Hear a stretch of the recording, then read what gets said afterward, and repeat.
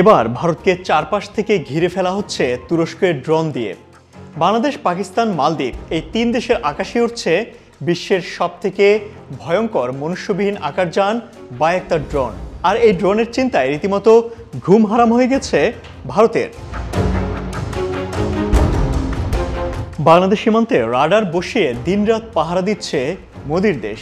বন্ধুরা, আজকের পর্বে দেখব এরদোয়ানের দেশ তুরস্ক কোন মহাপরিকল্পনা নিয়ে মুসলিম দেশগুলোতে বিনা শর্তে শক্তিশালী ড্রোন দিচ্ছে, কেন ভারতকে বায়রাক্তার ড্রোন না দেওয়ার নীতিগত সিদ্ধান্ত নিয়েছে, আর তাতে ভারতই বা কেন এতটা ভয় পাচ্ছে।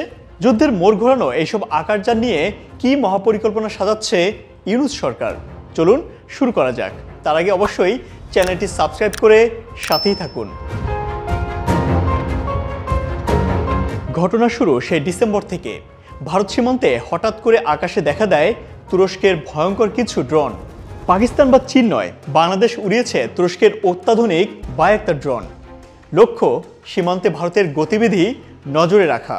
ভারতের এমন অভিযোগের পরে যদিও বাংলাদেশ সে সময় তা অস্বীকার করে, কিন্তু সম্প্রতি আবারও একই সুর ভারতের মুখে। তারা যেন এখন স্বপ্নেও ড্রোন দেখছে বাংলাদেশ সীমান্তে।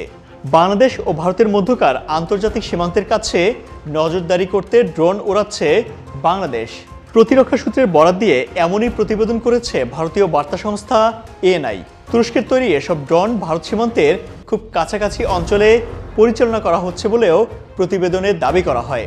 প্রকাশিত ওই প্রতিবেদনে ভারতীয় বার্তা সংস্থা এএনআই বলছে, বাংলাদেশ তুরস্কের তৈরি বায়রাক্তার ড্রোনগুলো হাতে পেয়েছে এবং নজরদারি করার জন্য ভারতীয় সীমান্তের কাছাকাছি সেগুলো পরিচালনা করছে।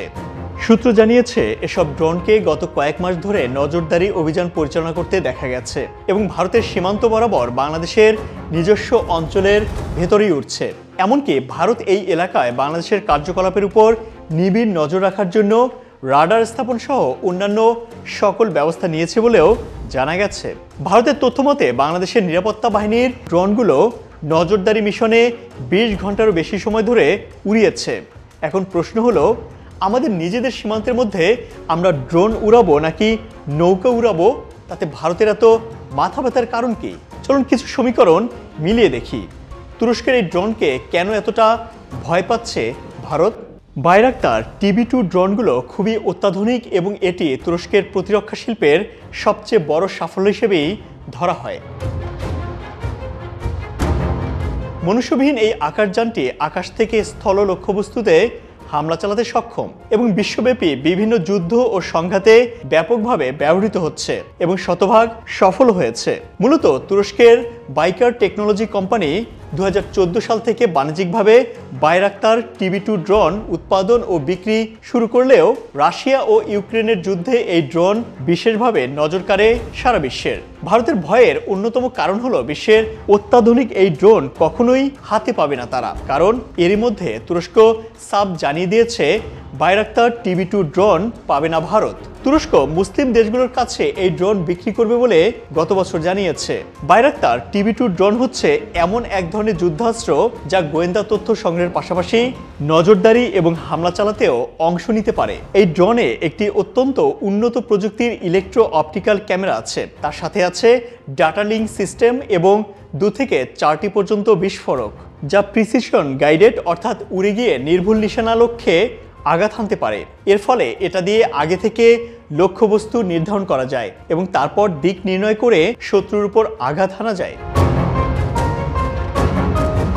এটি জনপ্রিয় হওয়ার আরেকটি কারণ হলো মূল কমান্ড সেন্টার থেকে দূরে কোথাও একটি কন্টেইনার বা ট্রাকে মোবাইল বেজ স্থাপন করে সহজে ড্রোনটি পরিচালনা করা যায়। ফলে মিশনের প্রয়োজনে যে কোনো স্থানে নিয়ে গিয়ে ড্রোন উড্ডয়ন বা হামলা চালানো যায়।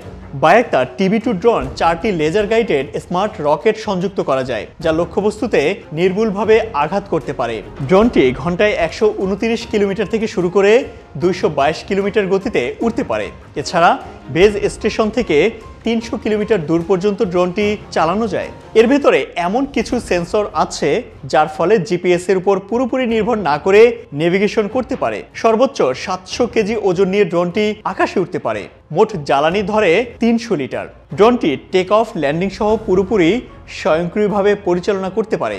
এর কম্পিউটারাইজড সিস্টেমে 3টি অটো পাইলট প্রোগ্রাম রয়েছে। বায়াক্তার TB2 ড্রোনটি 18,000 ফিট উচ্চতা থেকে কার্যক্রম চালাতে পারে, তবে আকাশে সর্বোচ্চ 25,000 ফিট পর্যন্ত উড়তে এবং সর্বোচ্চ 27 ঘন্টা 3 মিনিট ওড়ার রেকর্ড রয়েছে ড্রোনটির। এই ড্রোনে থাকা রিয়েল ইমাজেরি টাইম ট্রান্সমিশন সিস্টেমের ফলে একাধিক ব্যবহারকারী একই সঙ্গে তাৎক্ষণিকভাবে উচ্চমানের ভিডিও দেখতে পারেন। ওয়েব ভিত্তিক অ্যাপ্লিকেশন হওয়ার কারণে ইন্টারনেট ব্যবহার করে ট্যাবলেট বা মোবাইলেও নজরদারি করা সম্ভব। এবার নিশ্চয়ই বুঝতে পারছেন কেন ভারতের ঘুম হারাম হয়ে গেছে বাংলার আকাশে এই ড্রোন দেখার পর থেকে।